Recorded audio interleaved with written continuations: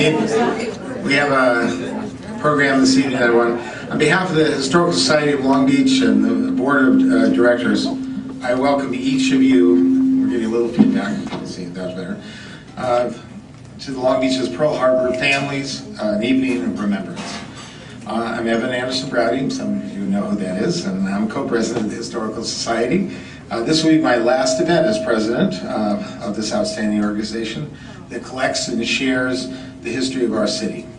I would like to acknowledge our host this evening, Maritime Attorney Skip Keesal, and who will be speaking with in a minute.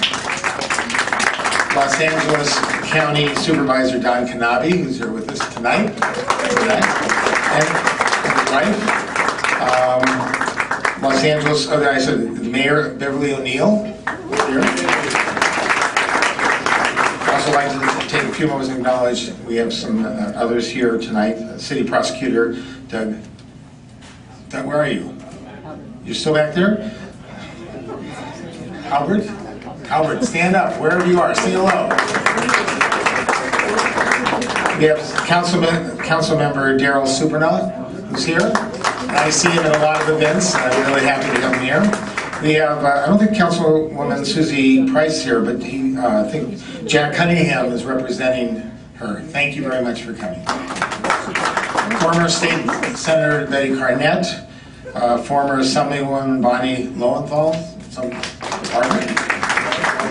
and we have former Councilman Gary DeLong. I saw him here earlier. There he is in the back. Good supporter. We have, and I want to give a special thank you for Diane Jacobus, who's helped us with a lot of work here in putting this together.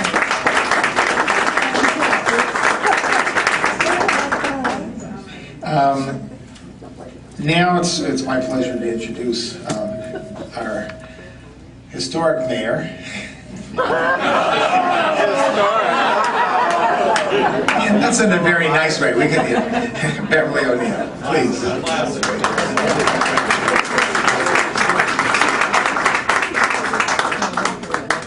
I'm going to take it the right way. Only in the good sense. I have to tell you, I am delighted with every one of you that's in this room today. You know what?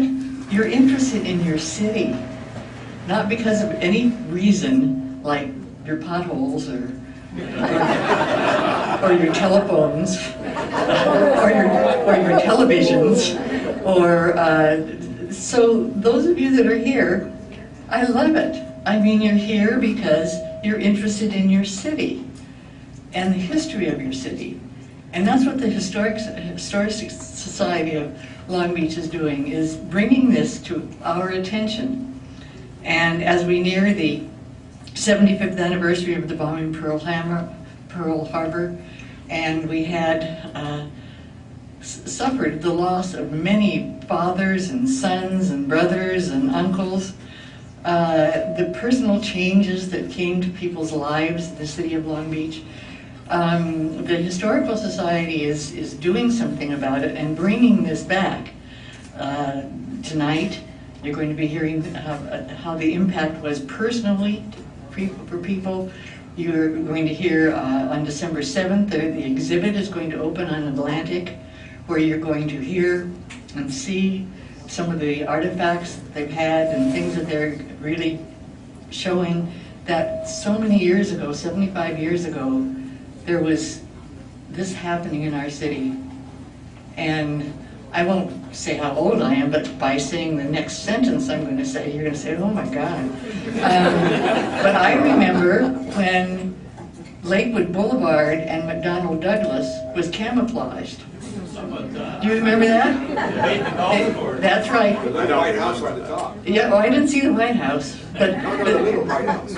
Oh, The little frame house. okay. But it had, all of McDonnell Douglas was covered, and Lakewood Boulevard was covered. And you could drive down Lakewood Boulevard and look up and see something flapping, you know, because this was a camouflage for the building of airplanes.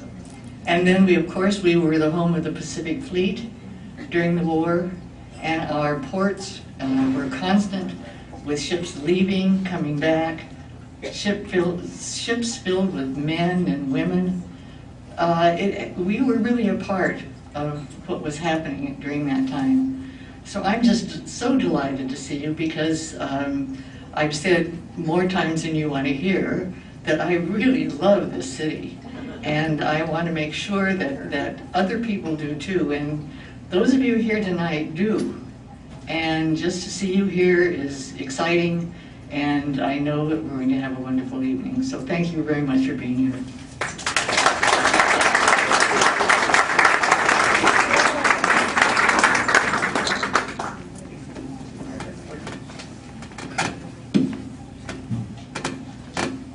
I missed one person also, former city manager Jerry Miller is here with us too. Anyway, next person up is Skip O'Neill. Skip O'Neill. Isn't that funny? Skip Keesal. O'Neill.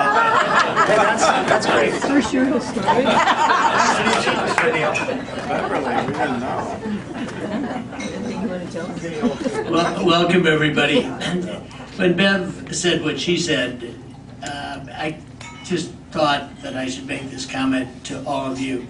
This is such a wonderful city, and this is not the first rodeo that we've had in this room over the many years that we've been here. But every time you come to one of these, regardless of whose house it is, so to speak, you see genuinely delightful people who care about the city, who are willing to work together, who are constructive. Some of us have been here for an awful long time, and you see not only the older folks who have that feeling, but the younger folks. And I think it's just wonderful. I think you're all terrific. Here you are tonight for what I believe will be a very interesting program. But I see a lot of the same faces a lot of other times when they're helping children or helping the educational process or otherwise participating in something that keeps this city the wonderful city that it is. And in my view, and I'm sure all of your view, continues to make it better and better and better. Now, having said that, and having heard Evan's comment about Beverly, I have to tell you that the reason I'm dressed the way I am is I got off an airplane from New York that was a little bit delayed, and it just wasn't enough time to do the things I had to do. So if you think that the senior partner here is wearing a clown suit, you're probably right.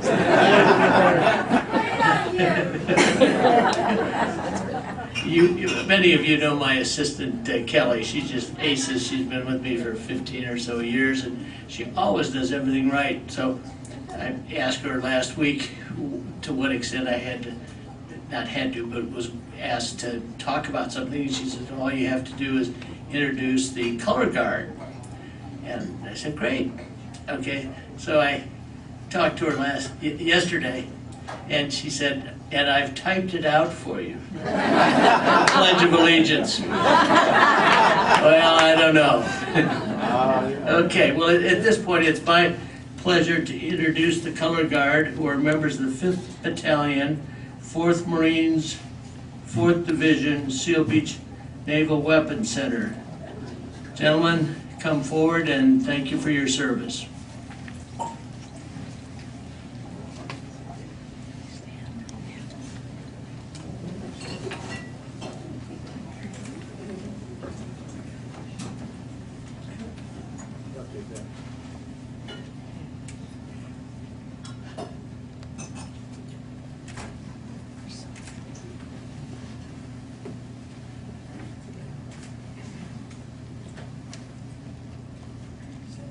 Please join me in the Pledge of Allegiance. I pledge allegiance to the flag of the United States of America and to the republic for which it stands, one nation, under God, indivisible, with liberty and justice for all. Hoo-ha!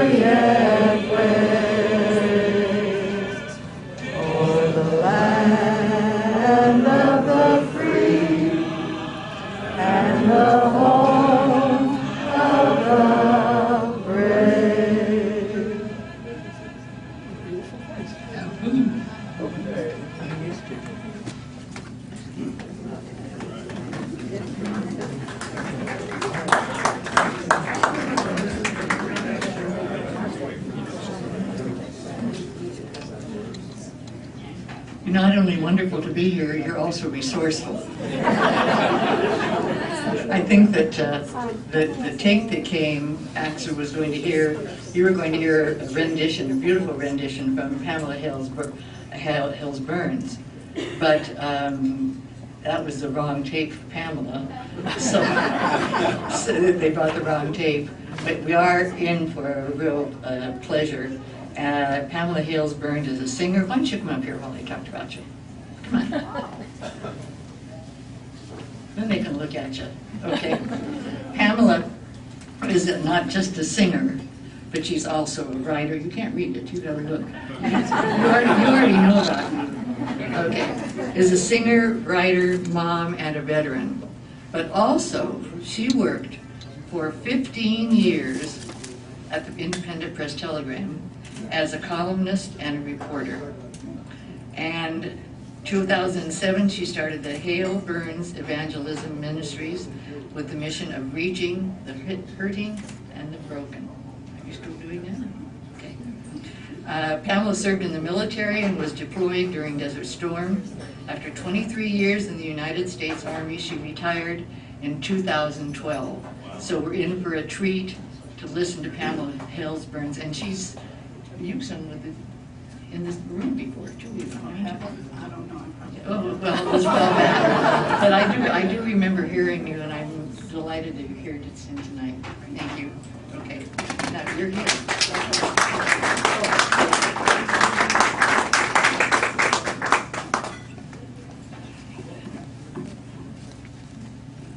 Thank you so much for that great introduction that I sent via email. It's a pleasure to be here. My plan wasn't to sing a cappella, but there was a mix-up. But I've been singing since I was knee-high to a grasshopper, as my grandmother used to say. So I'm going to sing God Bless America a cappella. God bless America, land that I love. Stand beside her and guide her through the night with the light from above. From the mountains to the prairies, to the oceans wide with foam. God bless America, my home, sweet home. God bless America, land that I love. Stand beside her and guide her through the night with the light from above. From the mountains to the prairies, to the oceans wide with foam. God bless America,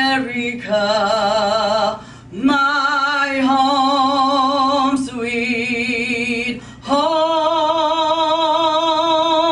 God bless America,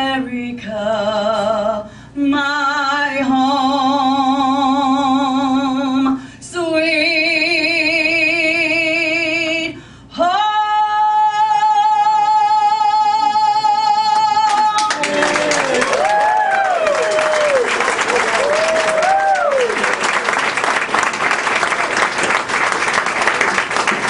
Thank you, Pamela. That was wonderful. Very nice.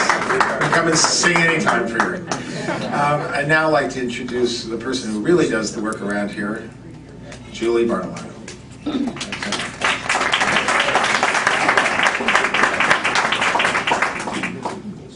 I'm the executive director of the Historical Society of Long Beach. Thank you, Pamela, that was beautiful. The idea for this exhibition came about in a planning meeting in 2013. Several exhibitions were suggested, and all of them pointed to the impact of the Second World War on Long Beach. Meanwhile, several new historical collections were contributed to the Historical Society, including that of Congressman Craig Hosmer and the Nicholas Dallas collection. Nicholas Dallas served as director of aeronautics at the airport. Both men were naval officers. Both had significant careers that had a huge impact in Long Beach. And these collections reinforce our idea for this exhibition.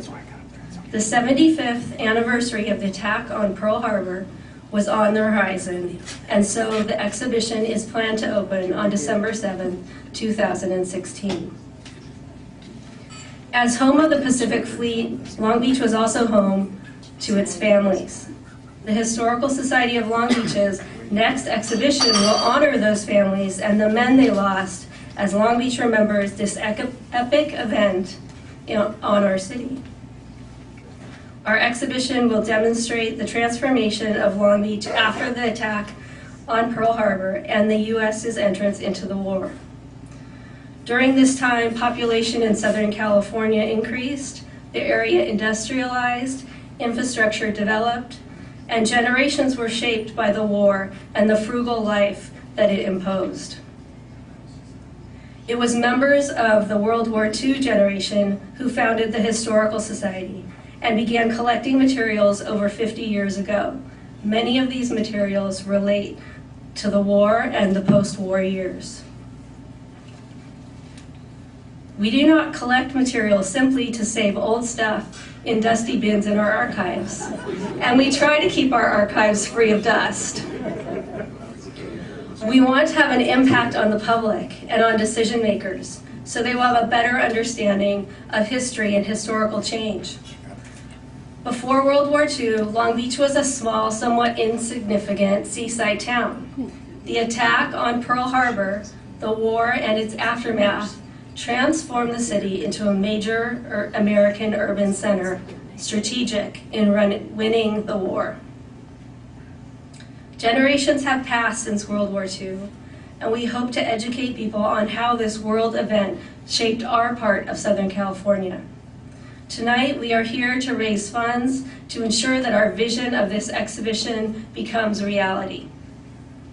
I'd like to acknowledge the following supporters who have already supported the project: the Long Beach Naval Memorial Heritage Association, Matson Foundation, Los Angeles County Supervisor Don Knabe, the Evelyn M. Bauer Foundation, the Miller Foundation, Fast Science in Bixby Knolls, the Port of Long Beach, Joan and Joseph Van Houten, Diane Jacobus, Mike and Arlene Walters, Don Temple Family Foundation, the Long Beach Convention and Entertainment Center, James and Elizabeth Breslauer, Christy Fisher, and Nikki Tennant, and all of you. Next, we will hear an original story written by historians and board members from the Historical Society, Dr. Craig Hendricks, Dr. Kay Briegel, and our co-president, Roxanne Patmore. I'd like to introduce Roxanne Patmore, the outgoing president of the Historical Society of Long Beach.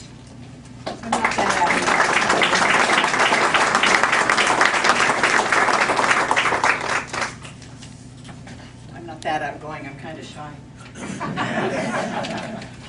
So thank you, Julie. So the research team for this project has been really busy. They've been diligently working on discovering information about Long Beach in the 15 months following Pearl Harbor. We've had a discovery day and collected materials and researched all kinds of things. And we wanted to share all that they've learned with you today, but we wanted to do it in a kind of unique way, because that's who we are. So we're pairing the leader of our research team, Dr. Craig Hendricks, with a professional and incredibly talented actress, Lucy Daggett. Should I be standing closer to this? Craig, fortunately for us, both of them are on the board. And fortunately for us, Craig is a historian with a deep knowledge of World War II and its impact on Long Beach. And he has a talent for arranging information that just makes you want to lean in and listen. He's great. And we wanted to talk about the changes that the war came with it, but we wanted to do it in a way that was more personal, so we invented a character named Lucy. Lucy was 20 when Pearl Harbor was bombed. She is a woman who's lived in Long Beach her entire life, and she's a composite of many women we've known. In my mind, she was my mom. In Kay's mind, she was a lot of people that she's interviewed. So Lucy, like I said, she's 20 years old when we meet her. And when we first hear from her, it's New Year's Eve of 1941, and she's going to read from her diary. So how this is going to work is Craig is going to talk about the history. Lucy's going to come in and read from her journal. And I think it's going to be really interesting and really fun. And so lean in and listen. And with that, Lucy and Craig.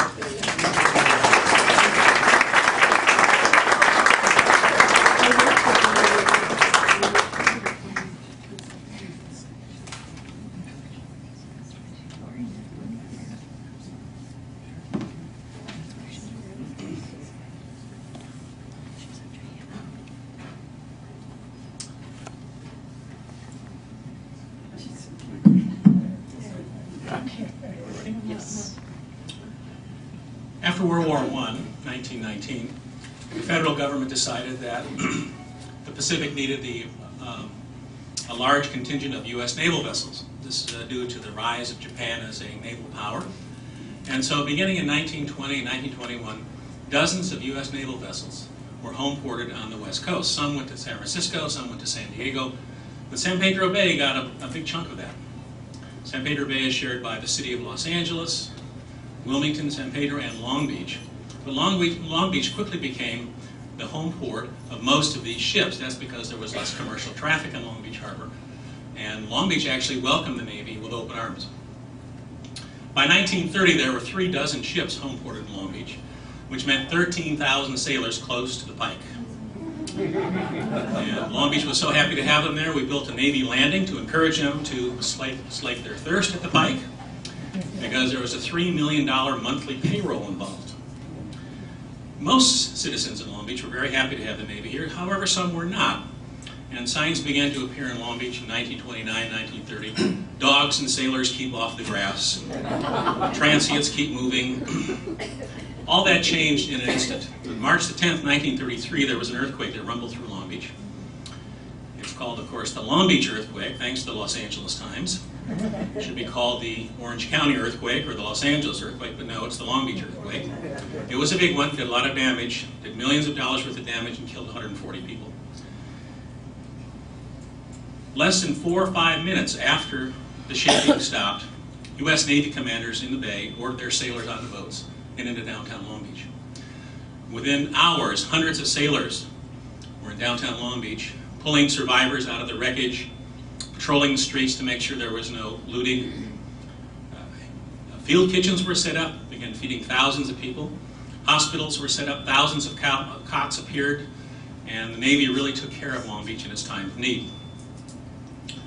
Weeks afterwards, the Long Beach Unified School District, the City Council of Long Beach Police Department wrote letters of thank you to the Navy. And the Navy was embraced fully by the citizens of Long Beach after the earthquake. By 1935, Long Beach was calling itself the Navy capital of the United States. Now, one of the officers who was well known in Long Beach was a captain named Isaac Kid, Captain Isaac Kid. And he was a very affable, friendly man, probably due to the fact he came from Ohio. And he was well known in Long Beach. He participated in parades, he went to community meetings. He and many other officers became kind of the face of the Navy in Long Beach, and he was quite well known in Long Beach. And as he rose in stature and command, he became even more involved in Long Beach public affairs. As I say, most of the Pacific Fleet was headquartered in San Pedro Bay, some in Los Angeles, but most in Long Beach Harbor. And in the summer of 1940, President Franklin Roosevelt ordered that fleet to go to the newly created U.S. Naval Base at Pearl Harbor. He did this for strategic and political reasons. He wanted to show the Japanese Navy that they had to deal with the United States, as the war in World War II had already broken out in Europe and in Asia. And so the U.S. Navy departed. Now, Pearl Harbor was a new Navy base, It had very little in terms of housing. And so most of the wives and children associated with the U.S. Navy stayed behind on the west side of Long Beach in Navy housing. So their husbands and their fathers went off to Pearl Harbor. They stayed behind. And then, of course, the Great Shock happened. On December 7th, 1941, the Japanese Empire attacked the U.S. Navy at Pearl Harbor, and the damage was incredible. 24 capital ships damaged or sunk. Every one of those ships attacked at Pearl Harbor had been home ported in Long Beach at one time or another, including all 8 battleships and 3 of the heavy cruisers and 3 of the destroyers. Now, this was 1941, and news spread slowly. There's no CNN, there's no television, and it took weeks for the casualty rates to be announced. And when they were announced, people were shocked. Many of the people who died in Pearl Harbor had lived in Long Beach, had family in Long Beach, and now were never coming home. Among the people who were never coming home was now Admiral Isaac Kid. He was commander of Battleship Division 1. And when the fighting broke out in Pearl Harbor, he was in his cabin below decks. As soon as he heard the sound of battle, he immediately went up to the bridge of the Arizona, his flagship, USS Arizona, and took command of the battle to help the ship defend itself. His senior officers pleaded with him to leave. And he said, "No, I'm the senior officer and I will stay and defend the ship." Minutes later, a 500-pound Japanese bomb hit the Arizona and exploded its powder magazine. Now, powder magazine is where the shells and the powder are kept. It literally blew the ship in half. It sank in less than 4 minutes, and 1,000 U.S. sailors lost their lives, including Admiral Kidd. And it's weeks now before people will know about this. And they were pretty shocked. Another example of the kind of heroism that went on in Pearl Harbor, there was a chief bosun's mate named Edwin Hill. Edwin Hill and his family lived on Newport Avenue in Long Beach. He was a chief bosun's mate on the USS Nevada. And when the attack started, he was on the Nevada, and he saw that the captain signaled him to get the Nevada underway and get it out. The real problem with Pearl Harbor, you see, is there's only one way in and one way out. And if a large naval vessel sank in the middle of the harbor, it would block the harbor for months and months and really cause major problems. And so Edwin Hill sprang to action. He and his group of deckhands released all the lines that held the Nevada to the wharf, except one. One would not come out. And so Edwin Hill dived into the water, swam to the wharf, untangled the ship, and the Nevada got underway. And then he dove back into the water, swam to the Nevada, which was quickly departing down the bay, climbed aboard the Nevada, and began to take charge again of the deck operations. And as he did so, a Japanese aircraft came over, strafed the Nevada, and killed him and his deck crew. And he died trying to free the Nevada from that situation. And so these are examples of Long Beach people rising to the occasion and doing their job in a most heroic way. December 31st, 1941. We had no idea the war was coming here. We knew there was fighting overseas, of course. We've read all about the battles in the newspapers, and we could see the local military operations getting bigger. They were finishing up a shipyard and the Navy base. The Douglas plant opened in September to build planes for our allies and for the U.S. to defend the homeland against possible threats. But we believed our 2 oceans kept us safe from all of the fighting. Then, a few weeks ago, Pearl Harbor was bombed. I was at work when it happened. I work in a dress shop on Pine Avenue.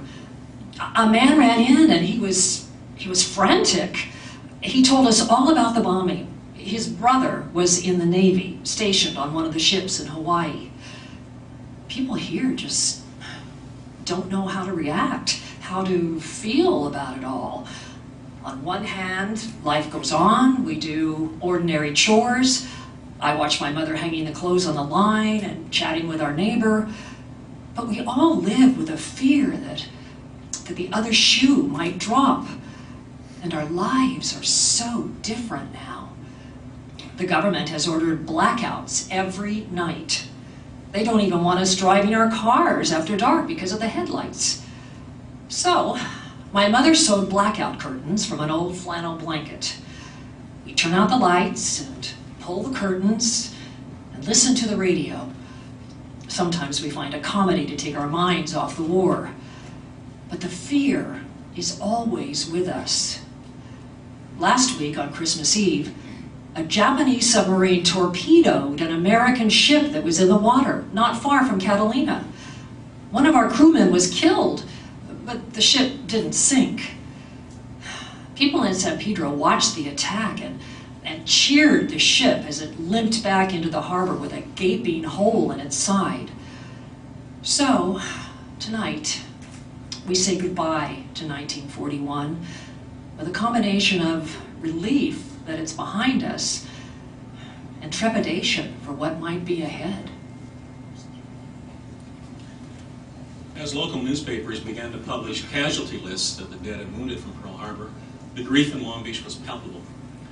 The stories began to emerge that showed the extent of heroism involved by the men at Pearl Harbor. So, for example, in the case of Admiral Kid, Navy divers went down to the Arizona to find what they could find and bring up ammunition that wasn't expended and other items. And they searched for bodies, of course. Couldn't find very many bodies. Admiral Kid's body was never found. But as they searched, they did see a ring, a U.S. Naval Academy ring, fused to the bulkhead of the bridge of the Arizona.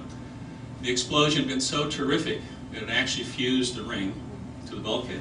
They retrieved the ring, brought it up, and realized it was Admiral Kid's Navy Academy ring, class of 1906.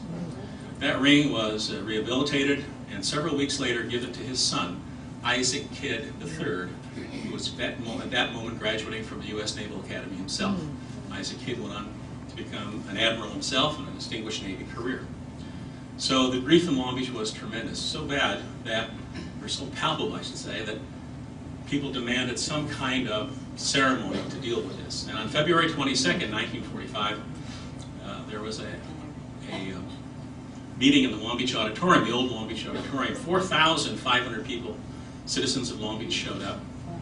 The governor was there, the mayor was there, officials from the Army and the Navy were there, and Jeanette MacDonald, the actress Jeanette MacDonald, sang hymns and the Star-Spangled Banner. And among the 4,500 people in the auditorium were 1,000 family members of men who had died at Pearl Harbor. And so this was Long Beach's attempt to deal with its grief over the situation of Pearl Harbor, because these men were real to them. They were their neighbors, and they knew their faces. Admiral Kidd was a well-known figure in Long Beach. The commander of the 11th Navy District, which was Long Beach at that point, gave a speech in which he said, "I assure you, my friends, we will not forget Pearl Harbor." February 22nd, 1942. It seems like everybody in Long Beach knows somebody who was stationed at Pearl Harbor. In the shop, we hear about customers who lost husbands and sons. Boys I knew from Poly High were stationed over there, but, well, I haven't heard of their fates. Official news from the government has been slow, but the mail, long-distance operators, and Western Union clerks bring us news from those in the war. And then the radio, newspapers, and newsreels tell us what the government wants us to know. It's a busy grapevine, and it's everywhere. Today, I attended the memorial service. It was overwhelmingly sad, and we are truly a city in mourning. When Jeanette MacDonald sang the Star-Spangled Banner, the words took on a meaning that they'd never had for me before. As part of the ceremony, each branch of the military came forward with a wreath to commemorate their war dead. What happens at Pearl Harbor makes us more cautious, but we are also infused with determination to support one another and to do everything we can to support our troops in this fight.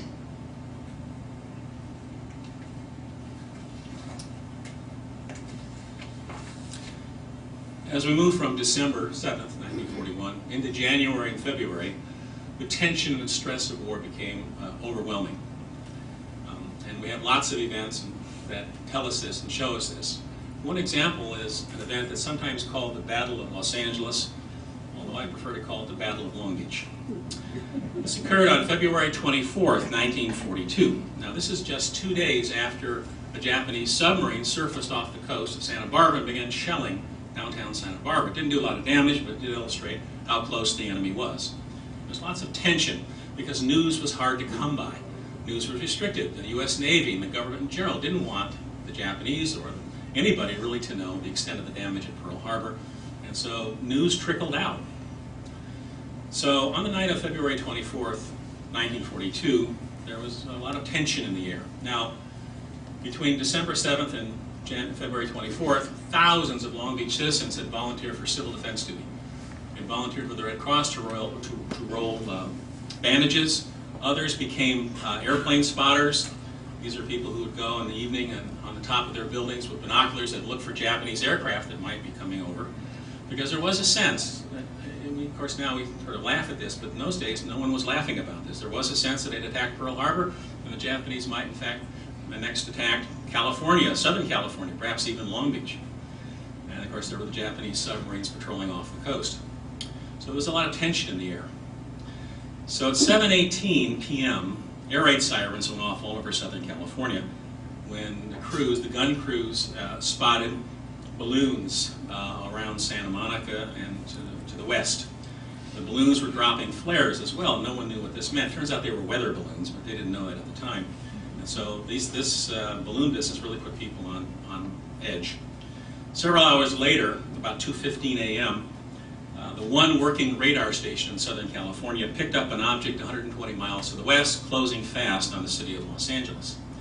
And the word went out all over the network, all over the system, to watch for enemy aircraft. Now people really were on edge at this point. At 2:43 a.m., a Long Beach air raid warden said he spotted 12 aircraft flying overhead. And he radioed that news around the system. Instantaneously, all over Southern California, spotlights shot up in the night sky. Hundreds of spotlights shot up in the night sky, illuminating the night sky. A few minutes later, at 3:16 a.m., the 37th Coast Artillery opened fire with 40-millimeter anti-aircraft guns. And for the next 11 minutes, anti-aircraft guns at Signal Hill, Long Beach, Malibu, all the way down to Orange County, began firing into the air 40-millimeter anti-aircraft shells, which weigh 12.5 pounds apiece. They didn't shoot down any Japanese aircraft, but the law of physics obtained. That is, anything that goes up comes down. And those 1,400 shells came down and they damaged hundreds of roofs, hundreds of cars, and unfortunately 3 civilians were also killed by falling shells. At 4:14 a.m., the all clear sounded and people began to investigate what had happened. And the next morning, the Army blamed the Navy blamed the Army. After several days of recriminations, the Secretary of War told them to stop fighting and get on with the business of fighting the war. And this became known as the Battle of Los Angeles, although most of the action was actually over Long Beach. This is an example of tension, hysteria, uncertainty. Of course, the other problem was that most of the young men manning the spotlights and manning the 40-millimeter guns were had recently joined up in the military and were 19 and 20 and 21 years old and had basically no military experience. March 24th, 1942. Things continue to be dramatic in Long Beach. Just a few days after the memorial, the city is shaken by cannon fire and the fear of enemy attack as the Battle of Long Beach raged around us. Now, a month later, we know it was likely a battle without an enemy. But it's important to remember it was a battle fought mostly by citizen volunteers. Since Pearl Harbor, residents are enlisted in all kinds of volunteer jobs. The plane spotters were ordinary people just 2 months ago. Now, using a card filled with silhouettes of American and Japanese aircraft, they're watching for the enemy. The war is draining the city of its men as they enlist to serve their country. Any man who isn't too old or too unhealthy to fight is on his way to war. But the shortage of men has opened the doors for women. We have female plane spotters. Betty Bixby is stationed atop the Villa Riviera. My friend Marge Conley is a gray lady at the Navy hospital. She and the other gray ladies spent time with the servicemen who were there recuperating from their wounds. The Navy gave her a little recording device that she uses to record messages from the men to their loved ones back home. Some of the men really like to sing songs. One that's popular with them is, let's see, oh, this one. Bésame, bésame mucho. Each time I cling to your kiss, I hear music divine. Oh, it's so very romantic. It's easy to imagine how happy their loved ones feel when they listen to the messages and sing songs, and the songs from the men, even the ones who sing off-key. Right now, though, it's the volunteers who are keeping Long Beach and America running on the home front. An unfortunate aspect of war is it produces fear, uncertainty, and tension. And in the weeks after Pearl Harbor, that fear and suspicion was turned on the Japanese-American community. Now, in the three western states, Washington, California, and Oregon, there are a significant Japanese, small but significant Japanese-American community, about 123 or 124,000. And almost immediately, tension began to build and demands began to build about if the Japanese attack California, if they invade California, what will the Japanese Americans do? And so pressure began to build on local officials, do something about the Japanese Americans. Now, of course, Japanese Americans hadn't done anything. They hadn't broken any laws, there was no instance of disloyalty towards the United States, and yet this tension built.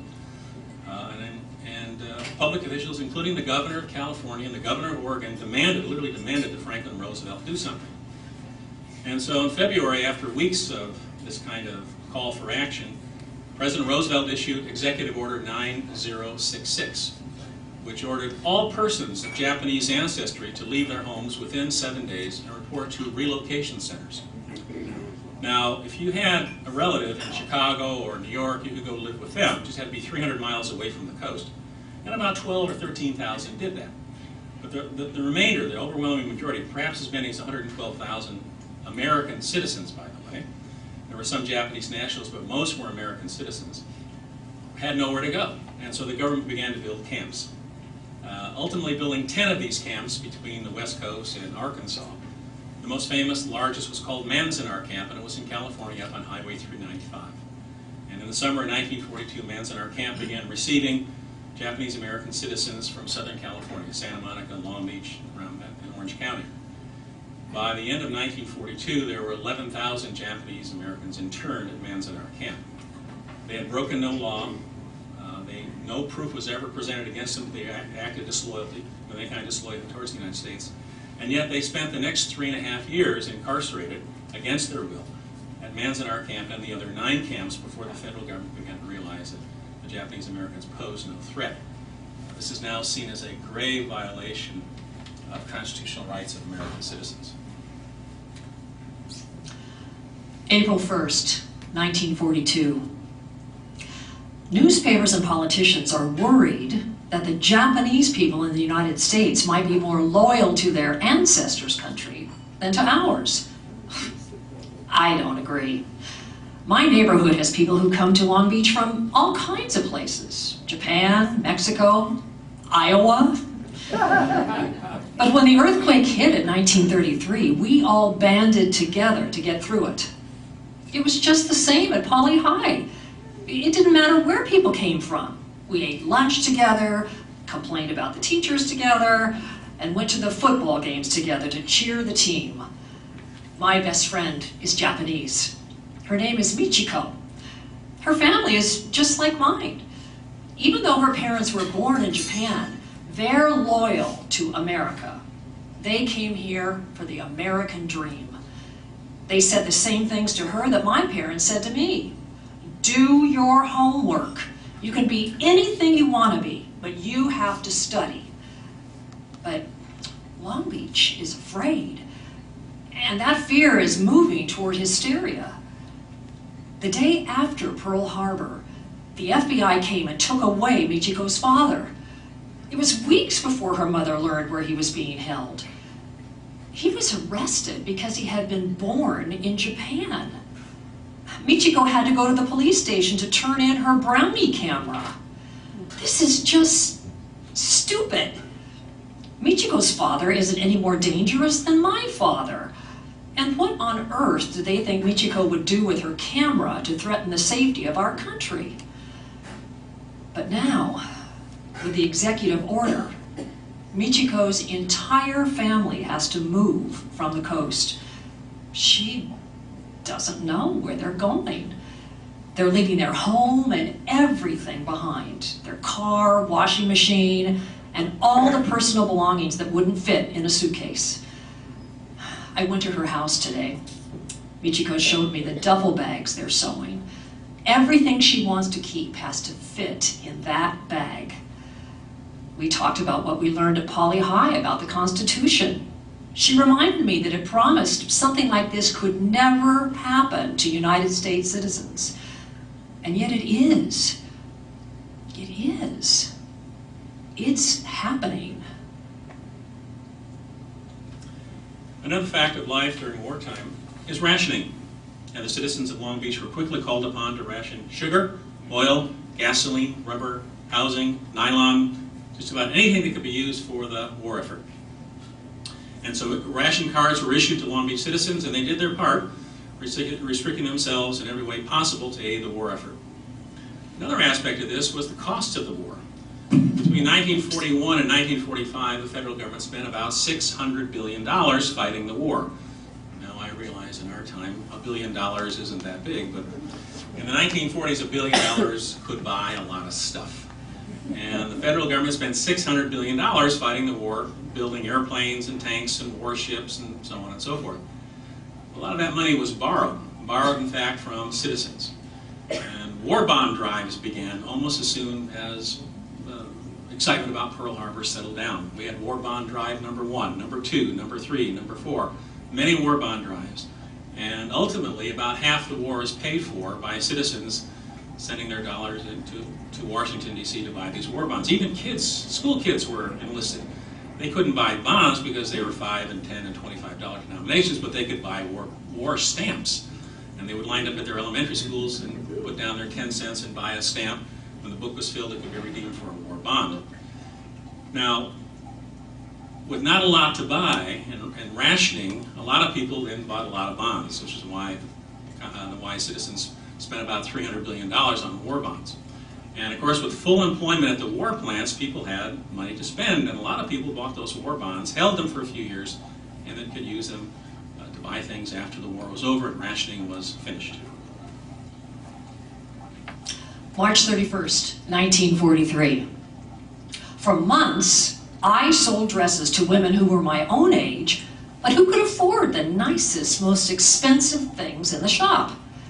Many of them said that they worked at Douglas Aircraft.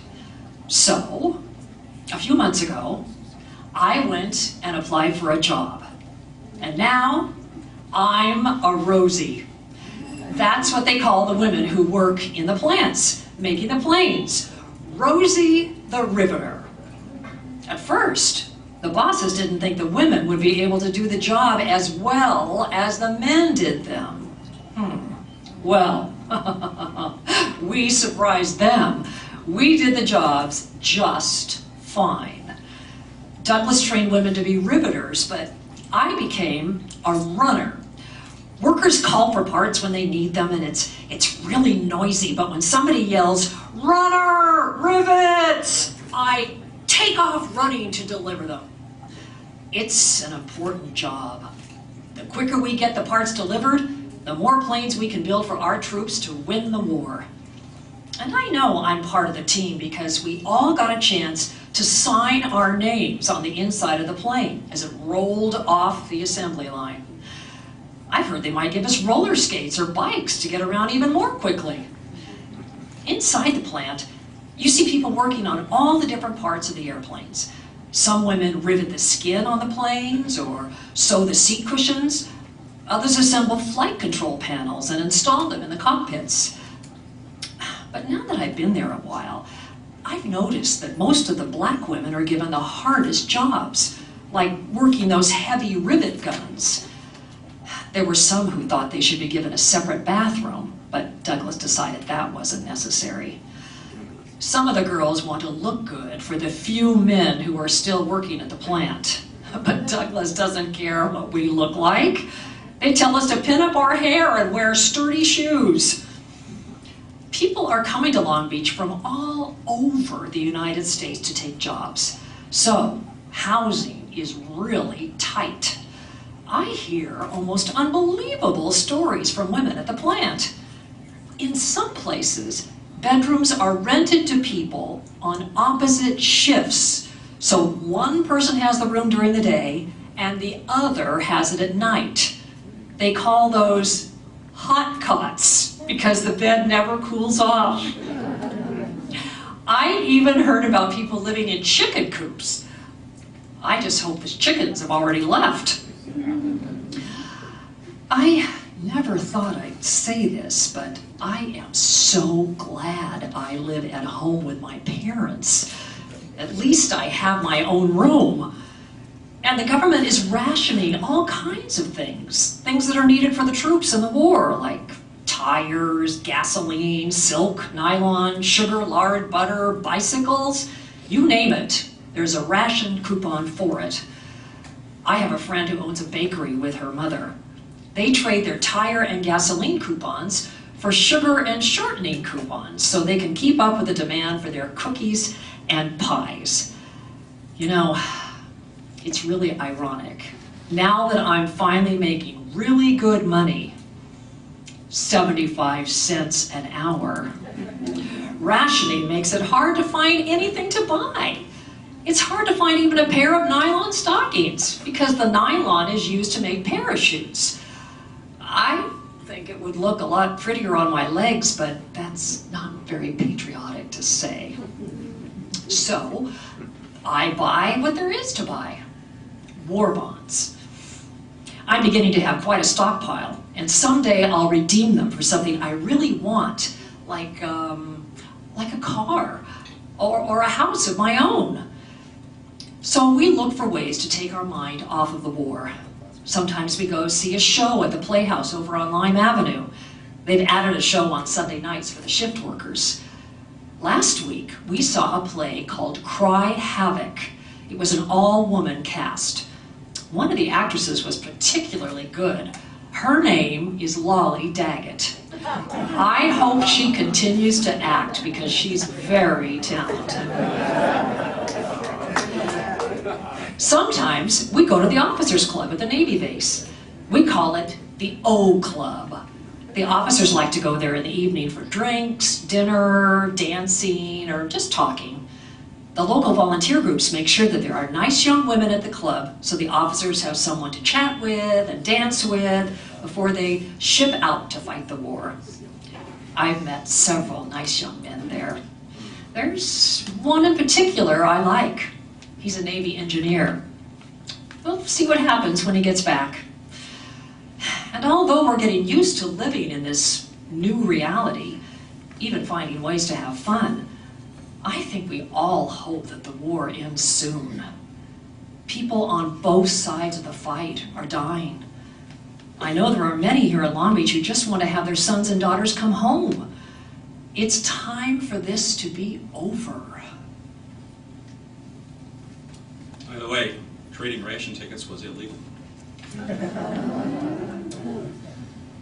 As one studies World War II, we look for unofficial turning points when the war began to turn in favor of the United States and its allies. There are many of these you could use as markers.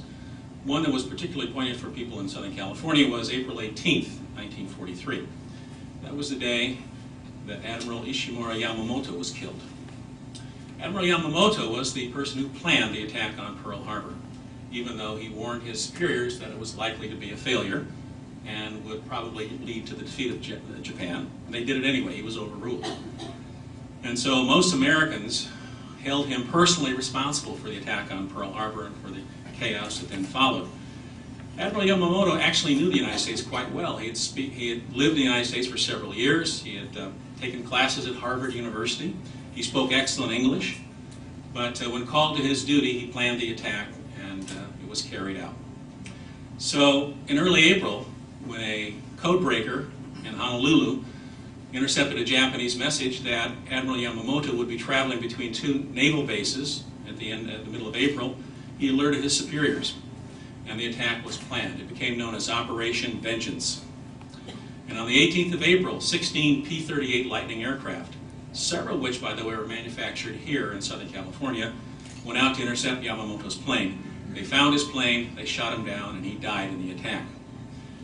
The death of Yamamoto was just a single Japanese officer, and yet it was a tremendous morale builder in the United States, especially in Southern California, as many people felt that some debt had been paid back.